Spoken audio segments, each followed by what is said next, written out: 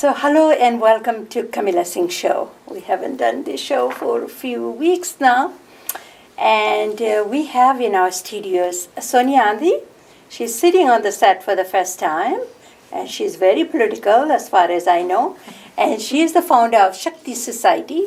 They have been doing this award thing for last 25 years. And she is also a clinical counselor working and has her own practice. And she is also a working woman. She has a job. And with her, Annie Ohana, which you all know, she's here since the day one we started the show. And she's the teacher at LA Madison. She's a community developer. She's an organizer and everything under the sun that you can think about. And she just came back from 1 week trip to Palestine, which we'll talking about later on some other day and in some other show. So keep watching. But today we're going to be talking about a lot of issues that has happened. We're going to start right here in Surrey. As we all know, on the weekend, on the long weekend of Family Day, I think City Council and the mayors have a meeting, and they were looking at the budget, and there is a budget that came out, and they said there will be 9.5%, almost 10% increase to the taxpayers. That's one increase. And we still haven't heard about from the Solicitor, from the Minister of Solicitor General? Yeah. That which police or which law enforcement we're going to have. So don't know yet. So what do you think? Is the people or the residents of Surrey are prepared for this tax hike? Oh, just seeing how things are right now, Kamilla, with rising prices, rising cost of living, this is going to be a major blow. I mean, what I'm hearing is possibly a 17.5% tax hike, which is just untenable. Like, people are already struggling. And, I just think, and so, there's been this back and forth of firstly, the RCMP was going to be removed with the previous mayor. Now, the new mayor during her political election campaign said she was going to take that away, keep the RCMP. And there are different reasons for that. But at the end of the day, I just feel that taxpayers, we have been taxed to the max as it is. Yeah. And what is this going to look like? And as someone who has run for political office, there's just so many parts of this around your own responsibility. You come in and yes, you make some promises. And we know that Brenda Locke, the current mayor, last time she ran with Doug McCallum, who was the mayor. And at that time, one of the election promises was that they were going to remove the RCMP and create a local police force. Once they got elected, Brenda and another councillor said that they were going to remove themselves from that party because they didn't agree on how much it was going to cost. And I just feel like, why was all of this not happening prior to that? We make such big promises, and how reckless. Because this is not my money. This is not for me when I'm making such a big decision that's going to impact all the people of Surrey. That's the part that I just think, oh my goodness, are people even thinking when they're making these grand promises just to get the votes without really putting enough thought into it? So I can go on for a long time, but I'll pass it over to Annie. No, I think you're right. These large promises, it's really become like ideological extremes, right? It's RCMP or nothing. It's SPS or nothing. And I think now we're at a point that we're just burning money at this point.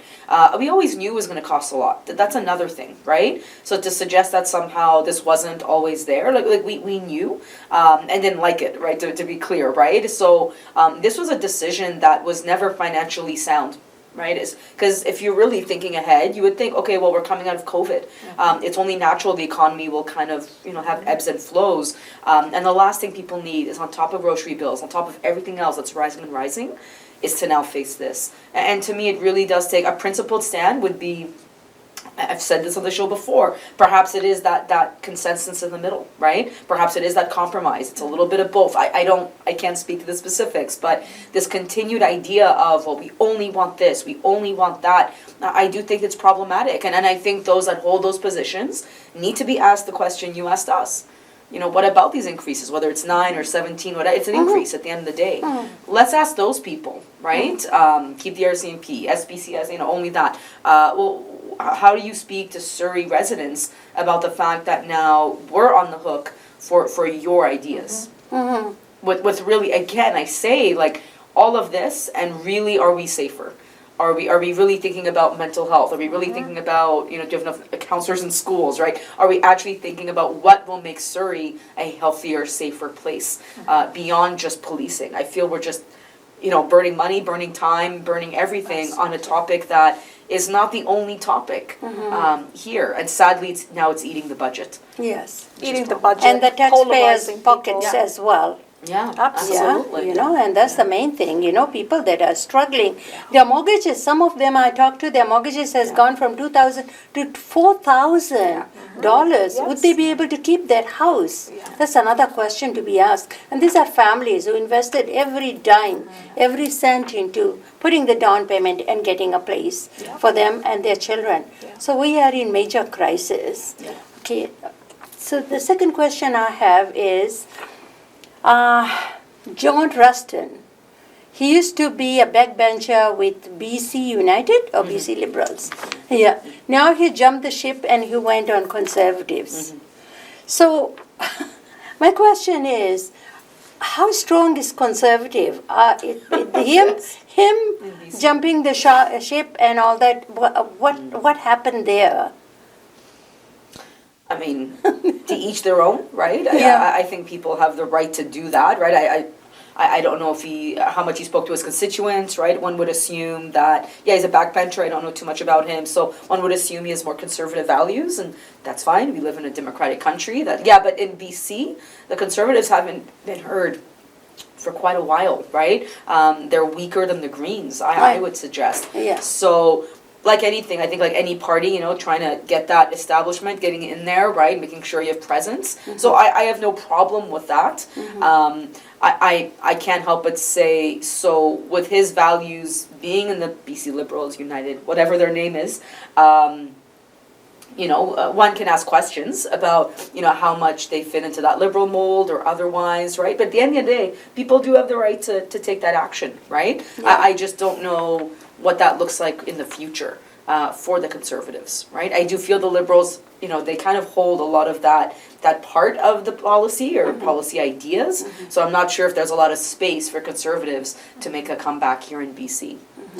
Yeah, and a lot of us know that the BC Liberals, so BC United, they have very conservative values as well. So it's just interesting. So I'm curious about this political move that is being made.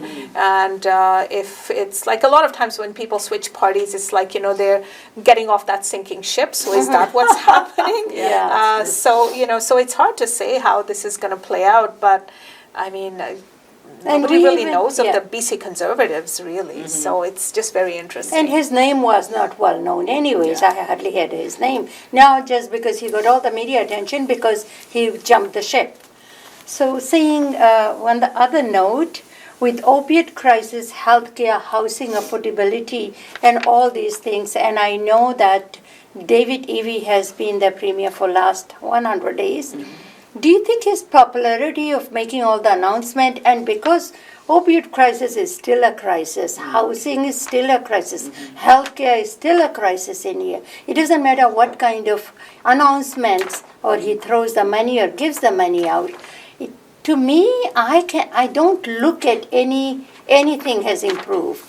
So what do you see his leadership in the last 4 months as a premier? On the other hand, when John Hogan was the most likable premier in Canada. Yeah.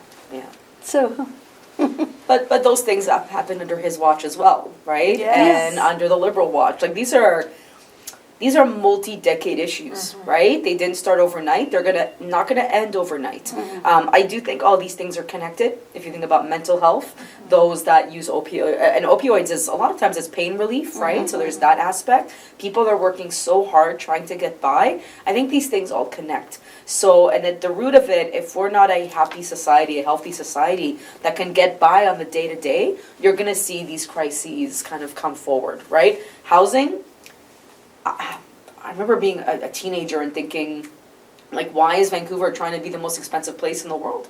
And I feel like that's what's happening. There's no sense of saying, oh my God, people can't afford to live here. It's like, no, I want my property value to go up, right? I want to be able to buy multiple homes. I want it, like, it seems to be a market that is not made for the working class individual. So these are all larger issues. I don't know if any one policy or any one announcement will change anything.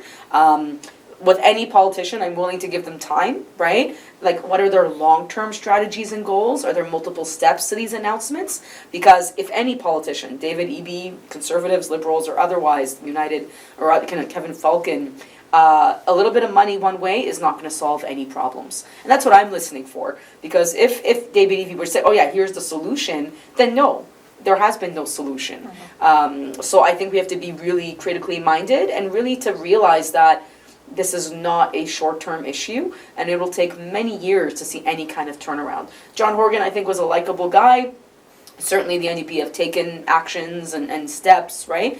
But at the same time, I don't think the results can be directly tied to any one party, because it's not for one party. No one controls all the good ideas, right? So I don't know, I've never believed that. I don't think one party has all the answers. I think it's more about the conditions on the ground as individuals, as residents of BC, and how we go about our daily lives that actually results in the end picture. But I hope I don't hear from David Eby or anybody else that somehow there's a turnaround, because that's not what we see, on the ground. It's also where, just to build on what Annie is saying, is the political system is such that everybody's looking at that 4-year cycle. And so it's all about re-election. What kind of promises can I make so I get re-elected? They're not looking at long-term. So like what Annie was saying, where this is not a new issue, this is not something that's going to be resolved anytime soon, but it's been building. This has been going on, and we saw this coming. We've known this was going to, like when we look at the healthcare crisis, we look at the shortage, we look at recruitment and retention just within the healthcare system, which I'm a part of as well. This is not something that's just happened, during COVID. It got, I think, we became more aware of it. But I do feel that, and that's where I've always been interested in politics, is like, you have the capacity to make such change, or at least put down those seeds of creating huge change. But, you need partners for that, because if we're just looking at that election cycle, we're not going to get anywhere, right? We see that in Surrey, last mayor is gone, so now here we are, just, wondering now what do we do? So I mean, there is money there that is available. BC has a surplus. So again, it's about let's invest. Let's look at, like, if we just look at one thing, doctor shortage. That's been, and the discrimination and racism that's happened in not allowing people to practice, just as one profession. So what about that, right? When we look at how many people, qualified people, are just within BC who have not been able to practice, yet we have a shortage of doctors. And we have people struggling who can't find a family doctor.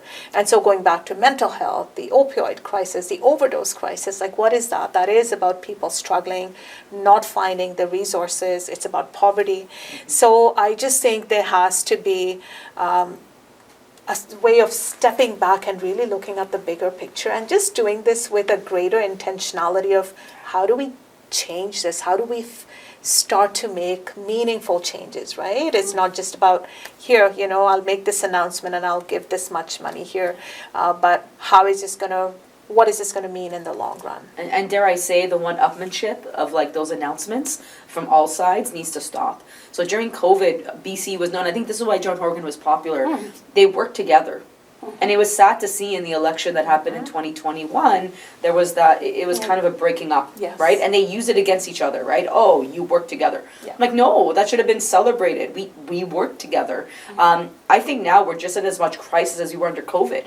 It's just not COVID, right? It's the realities of everyday life that's really getting to us. I would love to hear them say again, you know what, we're not going to worry so much about who says what, when, why, but more about let's actually work to reach the goals, right? We did it before, and I do want to see that happen again.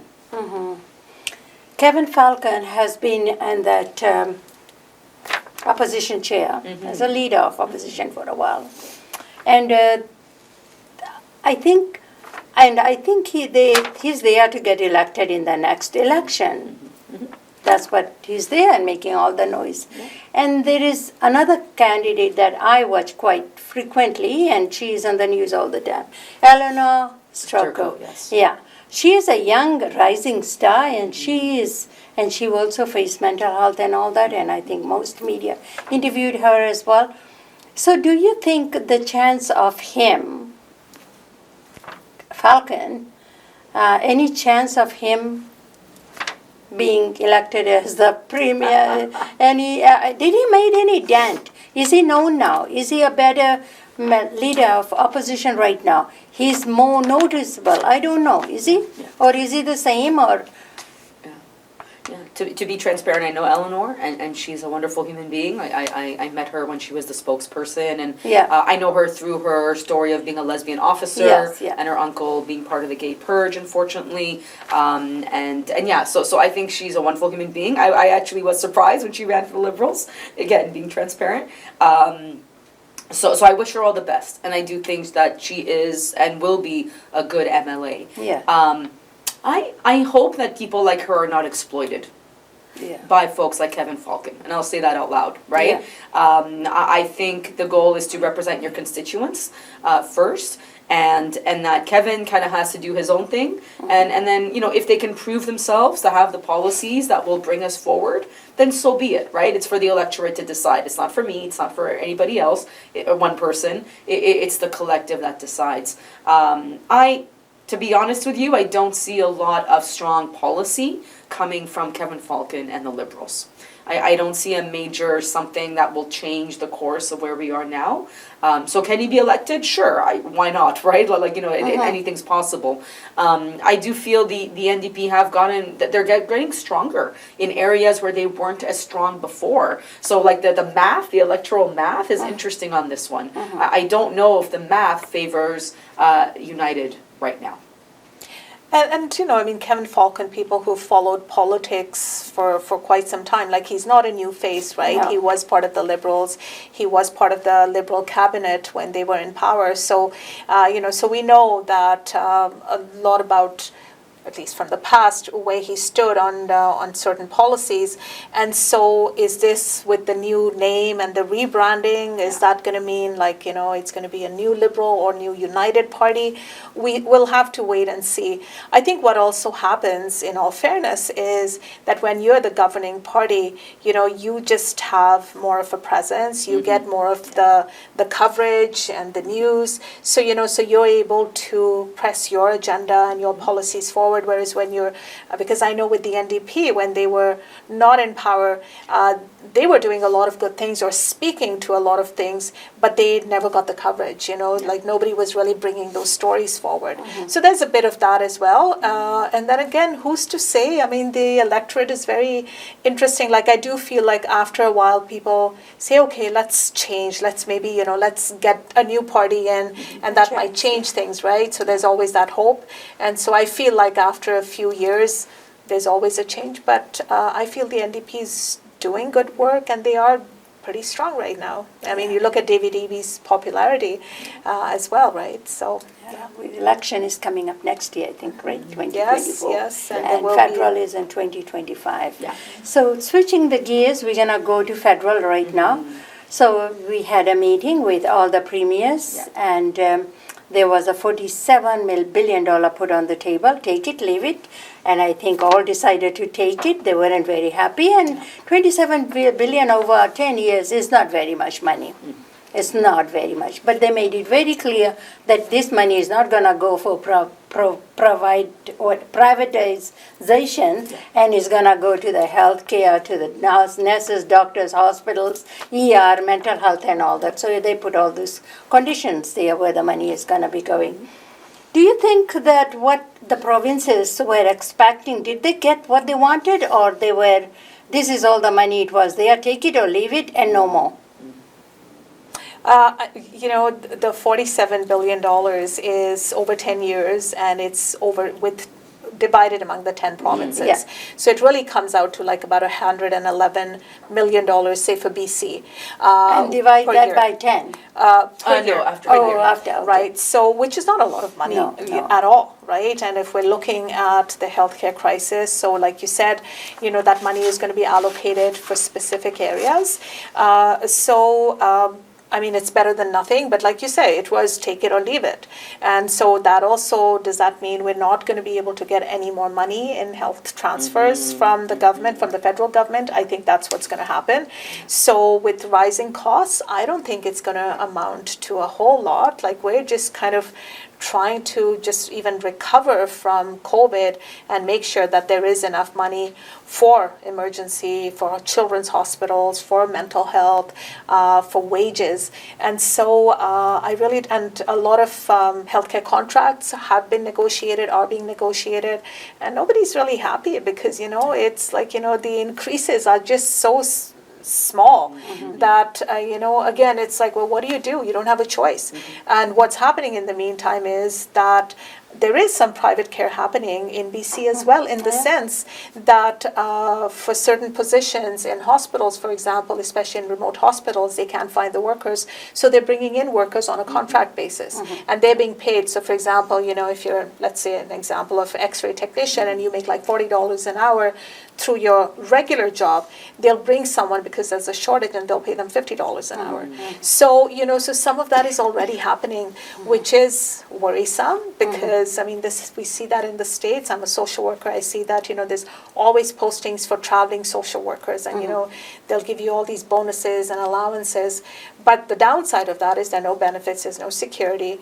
But those are the risks that we're facing. So $110 million is not a whole lot of money to address the crisis. Yeah, I think Sonia hits the nail on the head. The transfers, right? We're looking to see an increase in the overall transfer. It's winnowed down over the years, right? So I think we're down over 20%. So we want to return to more healthy, kind of strong federal funding overall, because none of these positions happen overnight either. The turn to privatized care is also because, well, you need about 7 to 10 years to 14 years to actually get these positions on the go out. Even if there are immigrants, you're right, that racial discrimination, you're still looking at several years in some cases before they're actually on the ground and working. And so, it's not a lot of money. It's something, but it doesn't address the fundamental issue of healthcare funding in Canada from the federal level, which is something I'm going to look for in the next election. Is there that promise, I guess? Is there that promise of a return to healthier overall funding? And then we got to ask the tough questions on the ground. We have a changing demographic. We have people that will be sicker just naturally but also the stress of life causes more chronic illnesses that need longer term care. So all of that is going to put more and more stresses on our system just naturally. Many other countries are facing these kind of demographic time bombs, as they say. So how are we going to handle that? There needs to be a much bigger plan than just, let's meet every year and we'll give you a little bit of extra money. That's not long-term thinking. But I would say, having grown up in Florida, I went to high school there, privatized care is not the answer, because actually the working class will suffer the most. You think you'll have access to health care? You won't, because while you might not have to wait in line for months in some cases, do you have the $20,000, $30,000, $40,000 and more to afford, to get in front of that line? You probably will not, unfortunately, right? And for one procedure, probably. And for one procedure. And what about you get sick again, right? Medical bankruptcy is the number one cause of bankruptcy in the United States. We don't have that in Canada. So I always say, you think, and I remember, like, the public care, you always were waiting. You always were waiting. So really, it's a bit of what are you talking about? And the health outcomes in the States are some of the worst in the world for a developed, kind of first world Western country. We have to look at these things very seriously before considering whether to take that path. So I want to see a strong support of healthcare in a public sense. And again, we need to see healthier yearly transfers to the system in general, rather than these one-off charity, crisis moments that really doesn't do anything on the ground. Okay. So my last question, I'm looking at the time, is the Minister for Justice And there is a law coming out. It's called David and Joyce Milgaard law that has been announced. So I want Sonia to speak on that, to see and talk about how would that impact. Is about the history of Milgaard. Yes, Who was yes, and I wanted to talk about that for two reasons. So, David Milgaard was someone who was wrongfully accused of raping and murdering a young woman. So she was a 20-year-old nurse who was murdered, and David Milgaard at that time was 16, and so he was accused, and there was later it was found out that it was wrongful, but he was incarcerated. He was in jail for 23 years. So, and while in jail, he faced a lot of abuse. He was raped and tortured, and went through a lot of hardship, and so for the last year or so, in the Parliament, there has been talk of creating this commission that can review all these wrongful decisions where people have been incarcerated. And so David Lametti, who is the Justice Minister, the Attorney General of Canada, he has proposed this law, which is going to be called the David and Joyce. Joyce Milgaard was David's mother, who also fought tirelessly to get him released.